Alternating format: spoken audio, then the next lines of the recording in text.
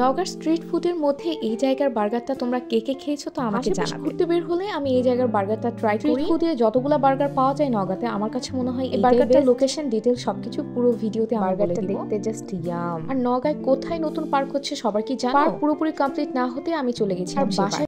আসসালামু আলাইকুম সবাইকে। আমি শাহরিন স্বর্ণা বরাবরের মতো একটা ভিডিও নিয়ে তোমাদের সামনে হাজির। সকালবেলা ঘুম থেকে উঠতে অনেক দেরি হয়েছে। সকালে আজকে দুধ চা আর পরোটা খাবো, তাই এখানে দুধের সাথে আমি একটু ব্রাউন সুগার দিয়ে চাপাতি একটু বেশি করে দিব। দুধ চাতে লিগার যত বেশি আমার ততই ভালো লাগে, লিগার কম হলে আমার দুধ চা একদম ভালো লাগে না। চাপাতিগুলো দেওয়ার পর এখানে ভালোভাবে আমি জাল হতে দিব। ধীরে ধীরে জাল হতে হতে কালারটা একদম চেঞ্জ হয়ে আসবে। ধীরে ধীরে দুধটাও আরো বেশি ঘন হতে শুরু করবে। আমরা বাসায়ও যখন দুধ চা বানাই খুব ঘন করেই চাটা বানাই, খাইতে যেন একটু মালাই মালাই ফ্লেভার থাকে। দেখো দুধ চাটা আমার অলরেডি রেডি হয়ে গেছে। এখন এটা আমি ছেঁকে নেওয়ার সময় দেখো একদম ঘন ঘন সব দুধের সর। তারপর আমি চলে গেলাম পরোটা ভাজতে। পরোটা ভাজা হয়ে গেছে। এখন আমি এই দুধ চাতে একটু হ্যান্ড মিক্সার দিয়ে অনেক বেশি বাবল ক্রিয়েট হয়, দুধ চাটা দেখতে আরো বেশি লোভনীয় লাগে। এই যে আমার সকালের নাস্তা একদম রেডি। সকালের খাবার খেতে খেতে অনেকটা দেরি হয়ে গেছে, কারণ আমি ঘুম থেকে উঠেছি 10:38 খেতে খেতে অলমোস্ট 11:30 পার হয়ে গেছে। জানি না আবার দুপুরে কখন খাবো। এদিকে আমি গোছল করে ভালো করে রেডি হয়ে নিলাম। আজকে একটু বাইরে ঘুরতে যাব, অনেকদিন ধরে আমি ভালো করে রেডি হয়ে নিলাম। আর যে শীত নওগাঁতে পড়ছে তাতে কি আর রেডি হব। চলে এলাম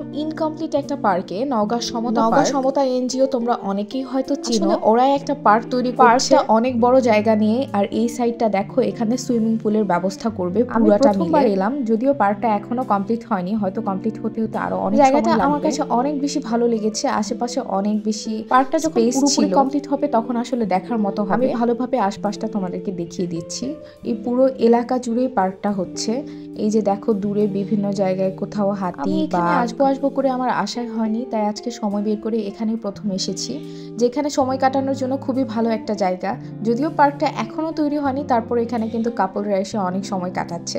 তোমরা চাইলে তোমরাও এসে সময় কাটাতে পারো। চলো এবার একটু সামনে যাওয়া যাক আর কি কি আছে। তারপর মনে হলো যে আমি একটু ছোটবেলায় ফিরে যাই, এই জন্য দোলনায় উঠে দোল খাচ্ছিলাম। অন্যান্য জায়গা থেকে আজকে এখানে এসে আমার সময় কাটাতে অনেক বেশি ভালো লেগেছে। আশেপাশে বিকেলবেলা স্থানীয় মানুষরা অনেকে হাঁটতেও বের হয়েছে এখানে বেশ কিছু সময় কাটিয়ে তারপরে চলে গেলাম। ভিডিও শুরুতেই তোমাদেরকে বলেছিলাম যে আমি কোথায় বার্গার খেতে গেছি, সেটা তোমাদেরকে ভিডিও নওগাঁতে আজকাল স্ট্রিট সাইডে অনেক বার্গার শপ হয়েছে, যেগুলোতে 30 টাকা 35 টাকা 40 টাকায় বার্গার অ্যাভেলেবল। আজকে আমি এসেছি মিলন মামার বার্গার খেতে। এটা জাস্ট গার্লস স্কুলের সামনে। তোমরা যারা নওগাঁতে থাকো তোমাদের কাছে স্ট্রিট সাইডের এই বার্গারগুলোর মধ্যে কোনটা বেস্ট সেটা আমাকে কমেন্টে জানাবে। আমার কাছে মিলন মামার বার্গারটা ভালো লাগে। বার্গারের ভিতরে যে গ্রিলের মাংসটা দেয় সেটা টেস্ট আরেকটু বেটার হলে মনে হয় আরো বেশি ভালো লাগবে। তো অবশেষে আমি আমার বার্গারটা পেয়ে গেলাম। 40 টাকা প্রাইস অনুযায়ী বার্গারের কোয়ান্টিটিটা বেশ ভালো ছিল, বার্গারের সাইজটাও মোটামুটি বড় ছিল। এখন আমি একটু ভিডিও ক্লিপ নিয়ে নিচ্ছি, তারপর আমার তারপরে বার্গার খাওয়া শেষে আমরা চলে গেছিলাম মুক্তির মোড়ে খেতে চাইলো। মুক্তির মোড়ে অনেক ভিড় ছিল, তারপরে ফাঁকা একটা দোকান দেখে চা খেয়ে বাসায় চলে গেছিলাম। আজকের ভিডিওটা এ পর্যন্ত। ভিডিওটা ভালো লেগে থাকলে লাইক কমেন্ট শেয়ার করো। Don't forget to subscribe my YouTube channel. দেখা হবে পরবর্তীতে এরকম কোনো ভিডিও নিয়ে। আল্লাহ হাফেজ।